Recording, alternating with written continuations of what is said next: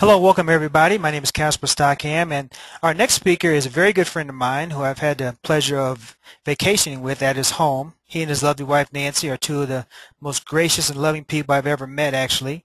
Um, they made Cheryl, my wife, and I very comfortable in their home. It was just a great time hanging out with those guys.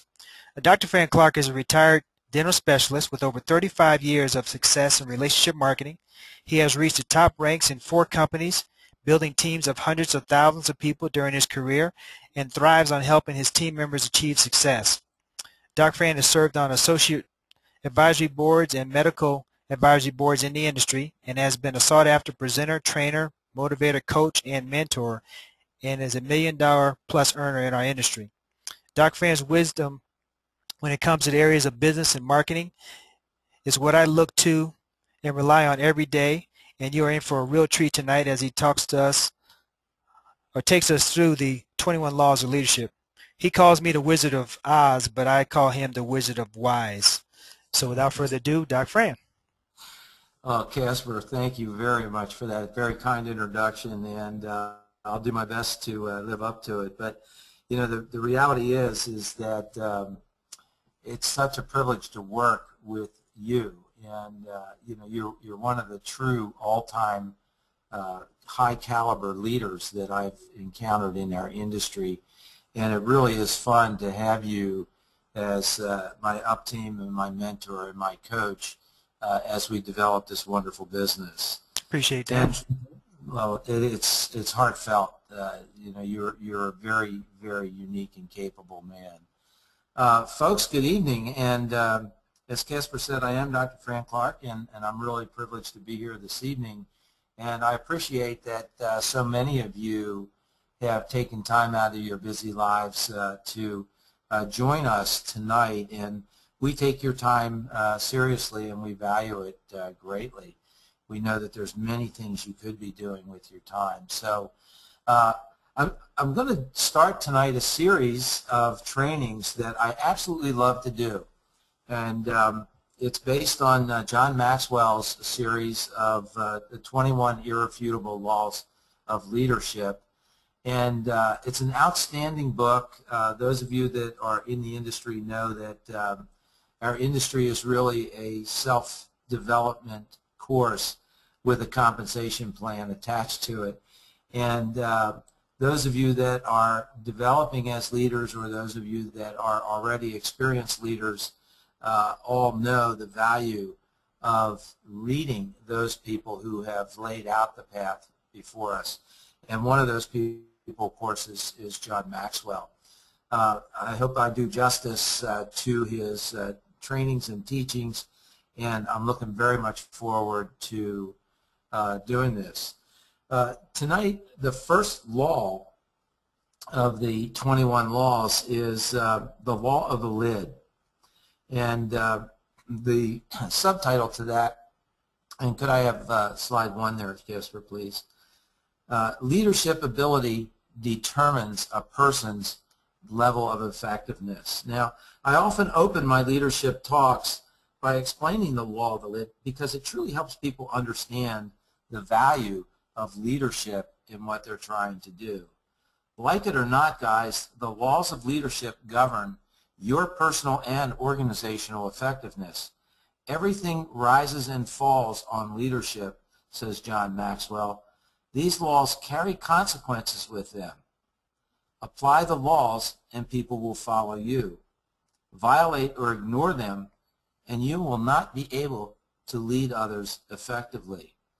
The good news is that every one of the 21 laws of leadership can be learned. And I plan to train on each one of these laws one at a time over the next 21 weeks. So I'm pleased that you're with me tonight. I hope you'll stay with me for the entire series. Now, leadership ability is the lid that determines a person's level of effectiveness. The lower an individual's ability to lead, the lower the lid on his potential. The higher the leadership, the greater the effectiveness. Your leadership ability, for better or worse, guys, always determines your effectiveness and the potential impact on your organization. I want to tell you a story that I believe illustrates the law of the lid. In 1930, two young brothers named Dick and Maurice moved from New Hampshire to California in search of the American dream. They had just gotten out of high school, and they saw few opportunities back home. Their entrepreneurial spirit and interest in the entertainment industry prompted them to open a theater in Glendale. Despite all their efforts, the brothers just couldn't make that business profitable. In the 4 years that they ran that theater, they were able to consistently generate just enough money to pay $100 a month rent that their landlord required. In 1937, they finally struck on something that worked. They opened a small drive-in restaurant in Pasadena. Now, Dick and Maurice's tiny drive-in restaurant was a great success. And in 1940, they decided to move that operation to San Bernardino, a working-class boomtown about 50 miles east of Los Angeles. They built a larger facility and expanded their menu. Their business exploded. Annual sales reached $200,000, and the brothers found themselves splitting $50,000 in profit every year, a sum that put them, at the time, in the financial elite. In 1948, their intuition told them that times were changing, and they made modifications to their restaurant business. They reduced their menu and focused on selling hamburgers. They eliminated plates, glassware, utensils, switching to paper products. They reduced their costs. They also created what they called the Speedy Service System. Their goal was to fill each customer's order in 30 seconds or less. And folks, they succeeded. By the mid-50s, their annual revenue was at $350,000, and by then, Dick and Maurice were spending profits of $100,000 a year. Now, who were those brothers? Well, back in those days, you could have found out by driving to their small restaurant. And on the front of the small octagonal building hung a sign that simply said, McDonald's Hamburgers. Dick and Maurice McDonald had hit the great American jackpot. And the rest, as they say, is history, right? Well, I'm sorry, guys, you'd be wrong. The McDonald's never went any farther because their weak leadership put a lid on their ability to succeed. Now, it's true that the McDonald brothers were financially secure. Their genius was in customer service and kitchen organization. That led them to the idea of marketing the McDonald's concept, but the idea of franchising restaurants wasn't new. In '52, when they got started, their effort was a dismal failure. The reason was simple. They lacked the leadership to make the shift effective. They were very efficient managers, but they were not leaders. At the height of their success, Dick and Maurice McDonald found themselves smack dab up against the law of leadership, or the law of the lid. Slide 2, Casper. In 1954, the brothers hooked up with a man named Ray Kroc, who was a leader. Kroc had been running a small company he founded which sold machines for making milkshakes. He knew about McDonald's. Their restaurant was one of his best companies. As soon as he visited the store, he had a vision for its potential, and in his mind he could see that restaurant going nationwide in hundreds and hundreds of markets. He struck a deal with Dick and Maurice, and in 1955 he formed McDonald's Systems, Inc., later called McDonald's Corporation. Kroc immediately began to assemble a team and build an organization to make McDonald's a nationwide entity. He recruited and hired the sharpest people he could find, and as his team grew in size and ability, his people developed additional recruits with leadership skills.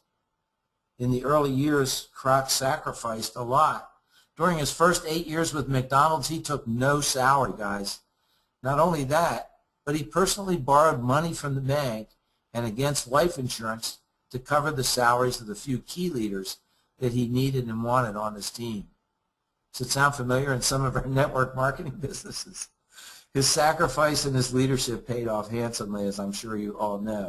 Exactly. In '61, for the sum of $2.7 million, Ray Kroc bought the exclusive rights to McDonald's from the McDonald's brothers, and he proceeded to turn it into the American institution and global entity that it is today.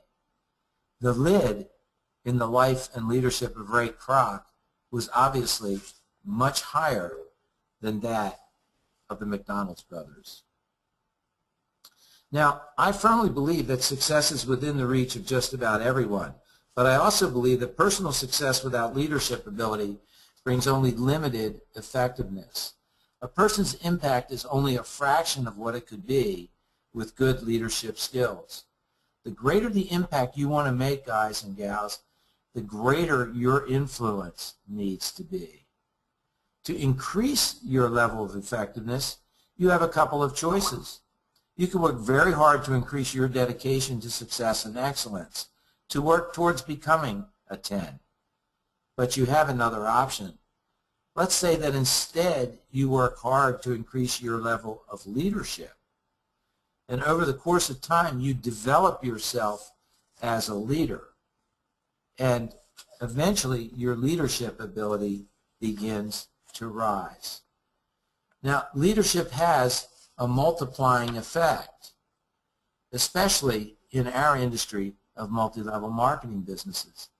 Any goal is easier to reach with many people working towards that same goal. Next slide, please. Leadership ability is always the lid on personal and organizational effectiveness. If the leadership is strong, the lid is high. But if it's not, the organization is limited. That's why schools change coaches if their performance slips. If you want to develop a stable athletic team that will stay with you, and if you wanted to develop a stable multi-level marketing team or organization that will stay with you, you have to increase your leadership skills, or the team will seek a different leader. And the reason, of course, is that's the law of the lid.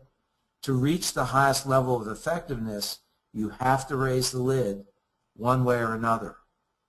Now, the good news, folks, is that getting rid of the leader isn't the only way. Leadership skills are learned. That's and good like news. Many profound truths, yeah, isn't that the truth? Many profound truths in our lives, they're often very simple. And this is going to be the subject of our leadership series, teaching these simple laws of good leadership. I hope you'll join Casper and I and develop your leadership skills over the weeks to come. I am Dr. Frank Clark, your partner for success, and Casper, I'll turn the call back to you.